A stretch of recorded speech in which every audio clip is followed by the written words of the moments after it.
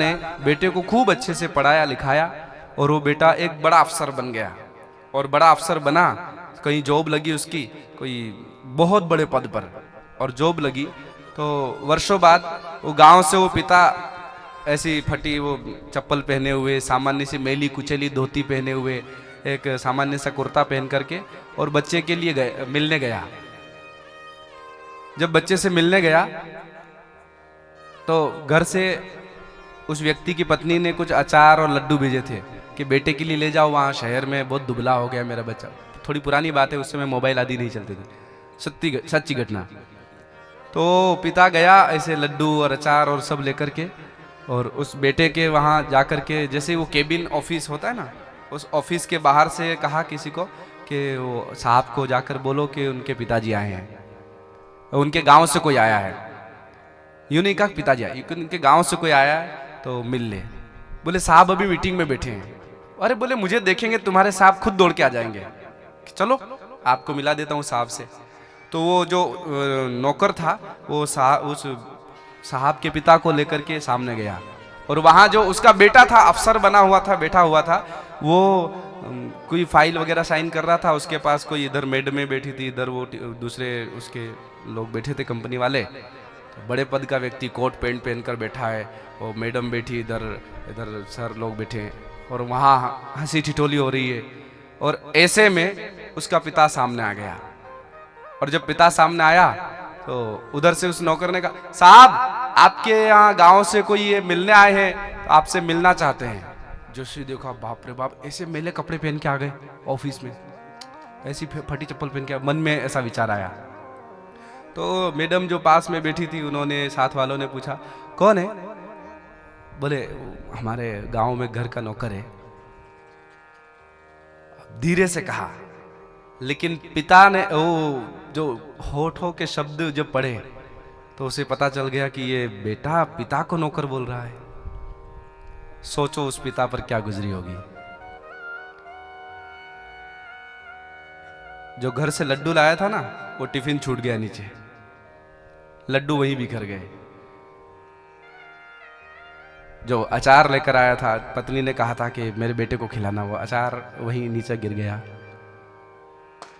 लड़खड़ाते पैरों से एक तरफ जाके थोड़ी देर बैठा रहा, जैसे कोई बेहोश हो जाता है ना, ऐसी मूर्छित अवस्था में वो पिता बैठा रहा।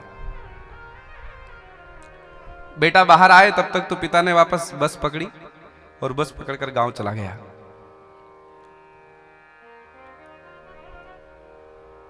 गांव गया तो पत्नी तो इंतजार में थी कि वो गए हैं बेटे से मिलने, बड़ा अफसर है मेरा बेटा, पूरे गांव में बड़ाई करती थी मेरे बेटे की नौकरी लगी है, बहुत बड़ा आदमी है मेरा बेटा।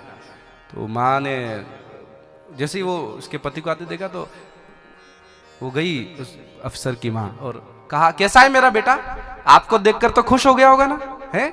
और मेरे हाथ के लड्डू तो उसको बचपन में बहुत अच्छे लगते थे, मैं अचार डालती थी तो वो तो अपने साथ ले जाता था स्कूल में, तो उसने अचार खाया कि नहीं?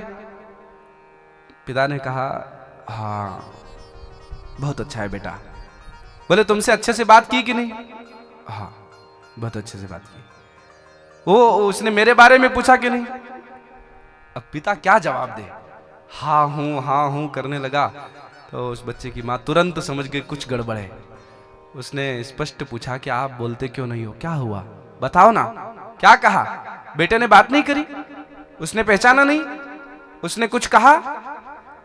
तो पिता ने रोते रोते स्पष्ट कहा कि उसने बड़ी सभा में पढ़े लिखे लोगों के बीच में मुझे ये कहकर कहा कि ये मेरा गांव का घर का नौकर है।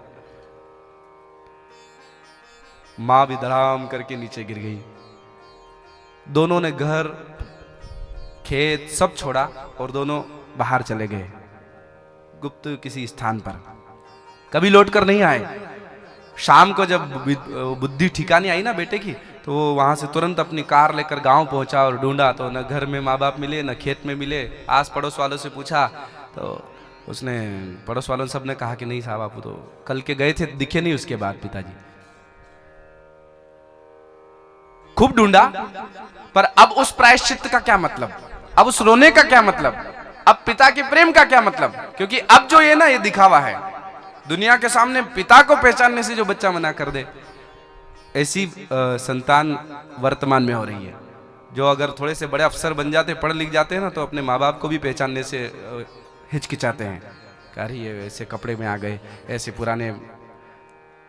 सरकार, हम कितना भी धन कमा लें, कितने भी बड़े दानी बन जाएं, कितने भी बड़े धर्मात्मा बन जाएं, पर जिस व्यक्ति के जीवन में माँ बाप का आदर नहीं है, घर में माँ बाप भूखे बैठे हैं, उनको 2 समय की रोटी का पूछने वाला कोई नहीं है, और बाहर हम लाखों का भंडारा करवाएं, उस भंडारे का कोई मतलब नहीं है।